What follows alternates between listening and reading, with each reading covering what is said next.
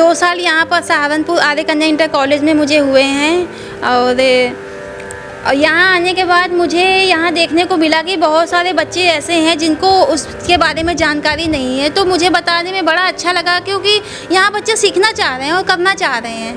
तो मेरे तो ये रहता है, मेरी कोशिश रहती है कि जो बच्चा सीखना चाहता है, करना चाहता है, हम उसे ज़रूर बताएंगे।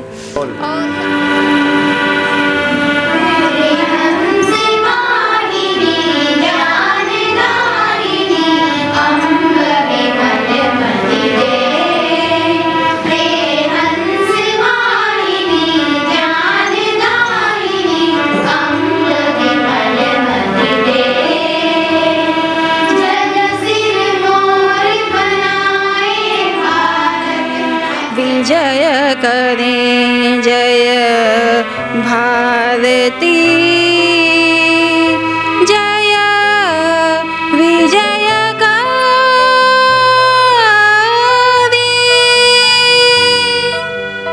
नमस्कार दर्शकों, एक बार फिर से स्वागत है आपका न्यूज़ में। जैसे कि आप सभी जानते हैं, इस चैनल पर हमेशा राजनीति से जुड़े मुद्दे दिखाए जाते हैं, मगर आज हम आपको संगीत की उस दुनिया में लेकर जाएंगे। हमारे साथ मौजूद है जनपद सहारनपुर के आर्य कन्या इंटर कॉलेज में professor lecturer music lecturer Amrita Chaurasia. जानना चाहेंगी ये इनके अंदर शौक़ कब से आया और कब से इस विषय को करती हैं, और इस म्यूज़िक जो बच्चों को सिखा रही हैं लगभग कितने वर्षों से सिखा रही हैं। जी बहुत बहुत स्वागत है आपका अमृता चौरसिया। नमस्कार। लगभग कब से ये आपको प्रेरणा मिली? बचपन से ही आपको प्रेरणा जागी या अन्य कोई स्रोत था? आपके गुरु कौन रहे? मेरी संगीत की यात्रा बचपन से ही कह सकते हैं, क्योंकि मेरी मम्मी भी अच्छा गाती हैं और मेरे बड़े भैया, सारे भैया मेरे संगीत में ही रहे। बड़े भैया बांसुरी बजाते हैं, उनसे छोटे भैया सारे इंस्ट्रूमेंट वगैरह वो इंस्ट्रूमेंट में हैं, और उनसे बड़े भैया भी मोहम्मद रफ़ी के पहले पुराने के बहुत अच्छे उन्होंने गाने गाए। तो बचपन से ही जब देखते थे घर में हारमोनियम बज रहा है तो मुझे लगता था मुझे बजाना चाहिए। और मेरी स्कूल की शिक्षा खालसा कॉलेज में हुई, गुरुद्वारा में। तो वहाँ शब्द गुरुबानी वगैरह होती थी, तो वहाँ जब वो शब्द में बजता था हारमोनियम तो हम हमेशा पार्टिसिपेट करते। मुझे बड़ा अच्छा लगता था कि कम से कम मुझे एक मौका मिल रहा है बाहर बजाने का। अगर बात करें मृता जी, कहाँ के रहने वाले हैं? मूल रूप से आपका निवास स्थान कहाँ पर है? मूल रूप से मैं प्रयागराज की हूँ और मेरा घर वहीं पर है, वहीं प्रयागराज करेली बुढ़ा दाजिया मेरा वहाँ जन्म हुआ वहीं पर। और मेरे बड़े भैया जो कि संगीत में हैं और उन्होंने छोटेपन से ही उन्होंने हारमोनियम बजाना सिखाया, उन्होंने तबले पर हाथ रखवाया। तो प्रथम गुरु पहले मेरी माँ ने मुझे गाना सिखाया और तो मेरे भैया ने मुझे इंस्ट्रूमेंट बजाना सिखाया। और क्लास 4th से ही मैंने ये सब बजाना शुरू कर दिया था। और फिर 9th क्लास में मुझे बड़ा अच्छा लगता था। 9th क्लास में मैंने संगीत गायन लिया और घर में इंस्ट्रूमेंट की शिक्षा मिली। और दूसरे गुरु, एक और मेरे गुरु थे बचपन में, बाहर जाकर सीखना पड़ता था। मेरे भैया के गुरुजी भी थे, श्री गुरु असीम कुमार बनर्जी। वो अब इस दुनिया में नहीं हैं, वो सितार बजाते थे अच्छा। उन्होंने मुझे गायन की, क्लासिकल शास्त्रीय संगीत की शिक्षा दी और उन्होंने गाने की भी शिक्षा दी।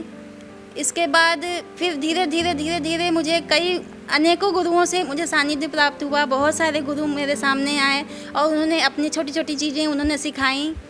और इसके बाद फिर मैंने डिग्री कॉलेज में जब मैंने एडमिशन लिया, वहाँ पर doctor Shipra Sanyal, professor Shipra Sanyal ma'am थी। तो उन्होंने मुझे बंगाली सॉन्ग की तरफ आकर्षित किया और मुझे संगीत के बारे में बताया और बारीकी बताई। फिर जब कॉलेज में, यूनिवर्सिटी में मैंने एडमिशन लिया, वहाँ पे भी बहुत अच्छे गुरु मेरे रहे। पंडित प्रेम कुमार मलिक जी ध्रुपद के बहुत बड़े कलाकार हैं आज भी ऑल इंडिया में, और पंडित विद्याधर प्रसाद मिश्र। मुझे अभी 2 साल यहाँ पर सहारनपुर आर्य कन्या इंटर कॉलेज में मुझे हुए हैं और यहाँ आने के बाद मुझे यहाँ देखने को मिला कि बहुत सारे बच्चे ऐसे हैं जिनको उसके बारे में जानकारी नहीं है। तो मुझे बताने में बड़ा अच्छा लगा क्योंकि यहाँ बच्चे सीखना चाह रहे हैं और करना चाह रहे हैं। तो मेरे तो ये रहता है, मेरी कोशिश रहती है कि जो बच्चा सीखना चाहता है, करना चाहता है, हम उसे ज़रूर बताएंगे। और यहाँ मेरे बच्चे हर चीज़ में पार्टिसिपेट करते हैं, यहाँ तक कि क्लासिकल भी सीख रहे हैं और फोक भी सीख रहे हैं। और इसके अलावा बाहर भी प्रोग्राम कर रहे हैं, स्कूल में भी कर रहे हैं। और बच्चों की बदौलत धीरे धीरे बस मुझे भी यहाँ 2 साल में काफ़ी मुझे अवार्ड भी मिले। अभी इसके पहले बेस्ट रिसर्च अवार्ड मुझे नेशनल अवार्ड मिला था, उसके बाद फिर मुझे बेस्ट टीचर अवार्ड मिला। उसके बाद फिर मुझे अभी भारतीय कला रत्न का अवार्ड मिला पुणे। इसके पहले मुझे जूनियर रिसर्च फेलोशिप, वो भी नेशनल अवार्ड थे, वो भी मुझे मिला 2012 में। तो बहुत चीज़ें मैंने की हैं और डिग्री तो लगभग मेरी अभी भी चल ही रही हैं। मेरा कई विषय में है, मेरा हिंदी में भी है, मेरा संगीत में तो पीएचडी है ही है। मैंने पीएचडी किया, मैंने 10 साल मैंने किया बहुत मेहनत से। और तो मेरी गाइड जो रही वो डॉक्टर रश्मि दीक्षित मैम रही, और वो भी अब इस दुनिया में नहीं हैं। तो मेरे रिसर्च में, मेरे थीसिस में जो भी मैंने रिसर्च किया, ऑल इंडिया संगीत में मैंने जो कुछ भी किया, इसके लिए मैं अपने भैया अतुल चौरसिया को कहना चाहूँगी कि उन्होंने मेरे लिए बहुत किया। और मेरे घर का सपोर्ट रहा, मेरी मम्मी का, मेरे भैया का। क्योंकि मेरा जन्म जब हुआ ना, तो मेरे जन्म के 5 साल बाद मेरे फादर एक्सपायर हो गए। तो मेरे फादर के बिना फिर समझ लीजिए कि कैसे घर की स्थिति थी। लेकिन सब कुछ संगीत में होने के कारण कुछ मुझे ऐसा लगा ही नहीं कि कोई नहीं है। ऐसा लगा संगीत के ज़रिए मेरे पापा यहीं पर हैं। मेरे भैया ने सब कुछ बताया, उन्होंने मतलब कुछ कमी ही नहीं छोड़ी कि कुछ ऐसा हो कि इससे कमी महसूस हो, कि फादर की कमी महसूस हुई या किसी चीज़ की कमी हो। तो संगीत में हमेशा सबने मेरा सपोर्ट किया। और आज यहाँ, इसके पहले मेरी सरकारी नौकरी थी कमला बालिका इंटर कॉलेज, वो इलाहाबाद के पास था, लेकिन वहाँ मैं LT ग्रेड में थी। वहाँ भी मैंने बच्चों को बहुत कुछ सिखाया। तो उसके बाद फिर मुझे यहाँ पर आना हुआ एज ए लेक्चरर में। तो आर्य कन्या में जब मैं आई तो यहाँ भी मुझे बहुत मौका मिला, और आगे के लिए भी मैं कोशिश कर रही हूँ कि कहीं मेरा डिग्री कॉलेज में आगे हो जाए सिलेक्शन, ताकि और भी दूर दूर तक हम संगीत का प्रचार प्रसार कर सकें। और मेरे गुरुजी ने 2015 में एक बात कही थी कि जब मैं रिसर्च कर रही थी पीएचडी के लिए, कुछ शोध कार्य था, उनके पास मैं गई जयपुर में। तो उस्ताद सईदुद्दीन डागर जी, तो उन्होंने मुझसे ये कहा था कि बेटा सब कुछ जो चाहती हो वो मिल जाएगा, तुम पीएचडी कंप्लीट करना चाहती हो वो मिल जाएगा, और अगर नौकरी करना चाहती हो तो मिल जाएगा, लेकिन संगीत को कैसे जीवित रखोगी, तो ये वादा करो। तो ये वादा मैंने 2015 में ही मैंने कर लिया था। लेकिन आज उनकी बड़ी याद आ रही है कि उन्होंने जो कहा वो हो गया। मेरी दूसरी सरकारी नौकरी लग गई, मेरा पीएचडी भी कंप्लीट हो गया। तो इसलिए अब वादा पूरा करने के लिए मैं संगीत में लगी हूँ। पूरी ज़िंदगी मेरी संगीतमय ही है, और मैं चाहती हूँ कि आगे भी बच्चों को शास्त्रीय संगीत के बारे में मैं बताऊँ धीरे धीरे। और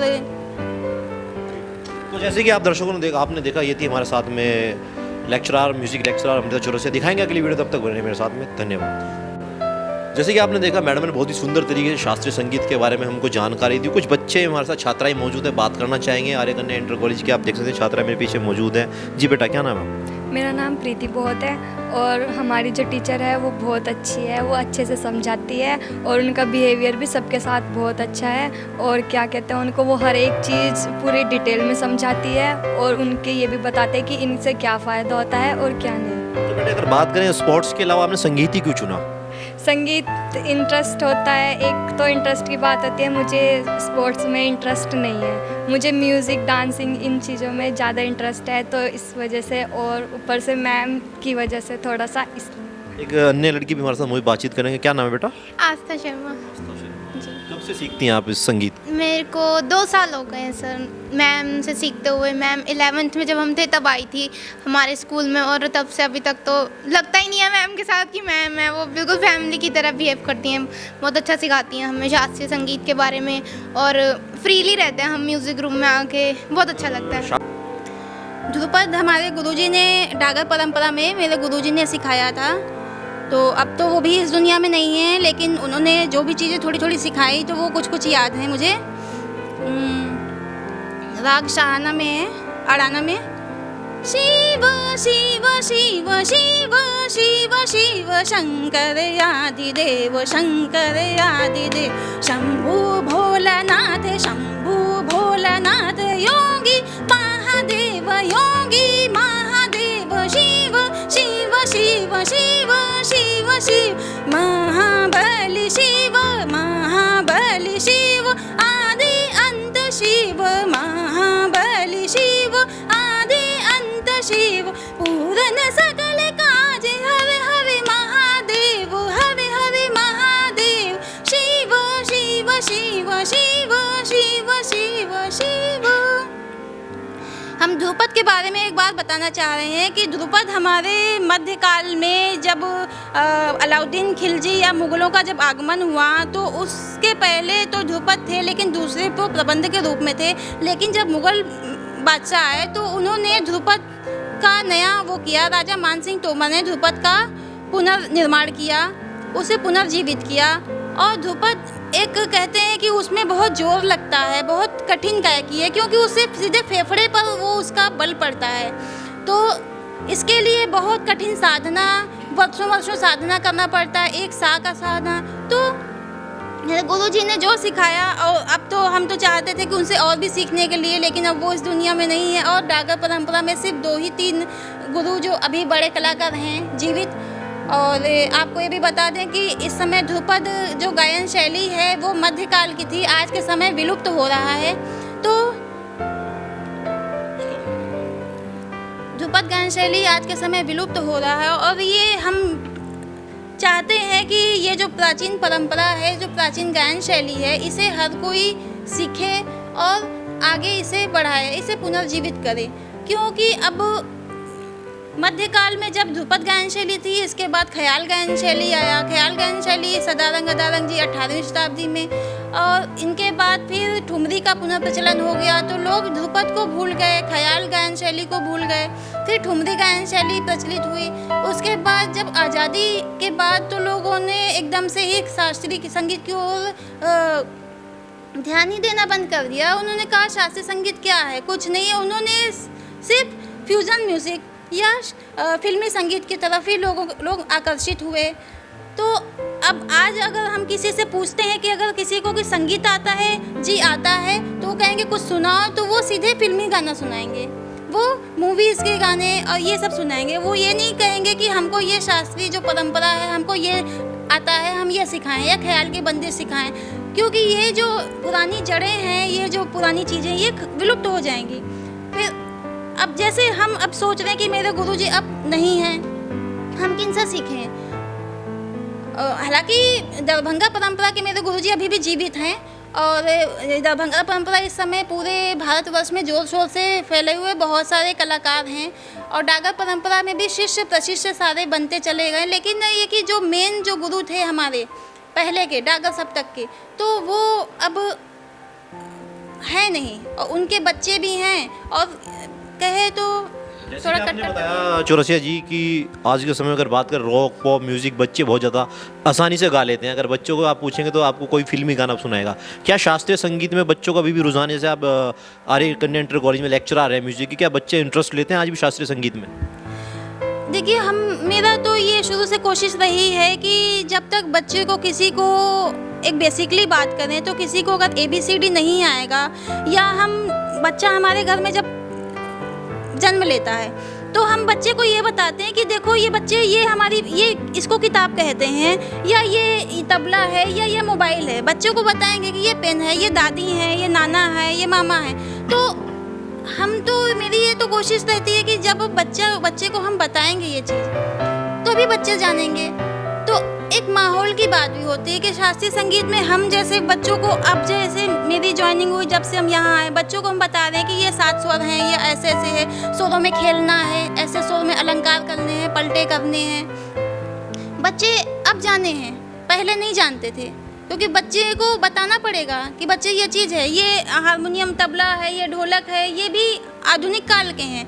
प्राचीन समय में पखावज बजता था, ये पखावज, ये घामा है, घामा वाद्य, ये भी घामा वाद्य में पखावज के जैसा ही था। पखावज को 2 टुकड़े करके घामा वाद्य बनाया गया। इसमें आटे को, कुछ लोग इसको तबला भी बोलते हैं। ये तबला नहीं है। इसमें देखिए, इसमें तबले में स्याही लगी होती है, लेकिन इसमें घामा में ये आपका आटा लगा हुआ है, गेहूं का आटा, जिससे हम रोटी बनाते हैं, वो गेहूं का आटा ये एक तरफ लगाते हैं। जैसे ये पखावज में एक तरफ लगाते हैं, वैसे इसमें घामा में। तो पखावज को ही बाद में लोग सुविधा के लिए पखावज को 2 भाग में करके इन्होंने घामा वाद्य बनाया।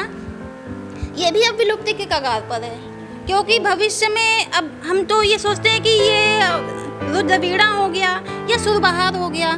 तो ये सब चीज़ें लोग जाने कि ये भी है, नहीं तो लोग सोचेंगे ये तो सितार है, लोग जानेंगे नहीं कि ये बीड़ा है। बीड़ा है लेकिन कौन सी बीड़ा है? बीड़ा के बहुत सारे प्रकार थे। हमने जो रिसर्च किया था ध्रुपद गायन शैली वादन शैली में, इसमें मैंने ऑल इंडिया सर्वे किया। ऑल इंडिया, कोलकाता, मुंबई, पुणे, महाराष्ट्र, मैंने मतलब ऑल इंडिया लगभग बहुत सारे मैंने लाइब्रेरी में गई। नेशनल इंटरनेशनल कॉन्फ्रेंस, सबसे पहला मेरा इंटरनेशनल कॉन्फ्रेंस हुआ था 2013 में दिसंबर में कोलकाता में। एज ए स्पीकर में गई, वहाँ पर मैंने ख्याल गायन शैली आलाप के बारे में बताया।